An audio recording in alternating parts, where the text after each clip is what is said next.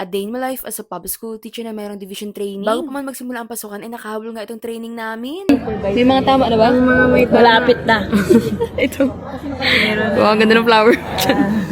Uy, ano mo kami dyan Ay, walang flowers yung ano. Wala siyang hindi. Ngayon, pero ay meron!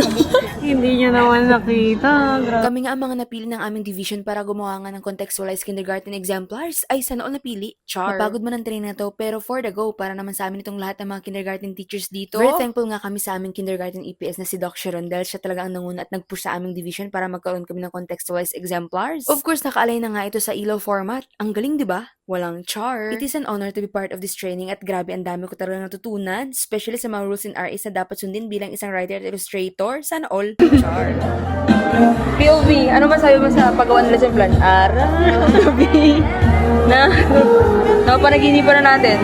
At dahil nga ilang days na lang before ng pasukan, for the paspasan na talaga ang mga person. Like, ganito pala ako kaseryoso kapag nagtatrabaho. Char. Marami nga sa amin ang nagagay dito kaya hindi talaga kami naliligaw sa mga ginagawa naming lesson plan. Lesson plan at worksheets na nga palang ginagawa namin, like as in yung buong material sa blocks of time, per term, per week, at per day na. Kaya once na matapos namin at mapublish ito, for the go na talaga para magamit na agad ng mga kindergarten teachers sa aming division. Literal na dugot pawis ang binuhos. Char. Daming alam yarn. Hoping maging successful ito at matapos na namin agad kasi magtuturo ka na lang talaga dahil complete na. Masabi kong game changer talaga ito. Walang char. Of course, yung pinaka-exciting part yung pagmimerienda. Char. Parang chika na may onting merienda lang yung ginawa namin. Hayaan nyo na, break time naman. Char. Ma-action yarn. Of course, after nga ng saglit na break time, ay trabaho agad.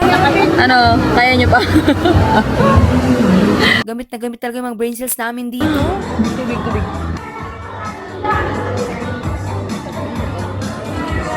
Hindi na nga namin namalayan ng oras sa alas 5 na pala agad. Kaya for the ligpit na talaga ang mga person.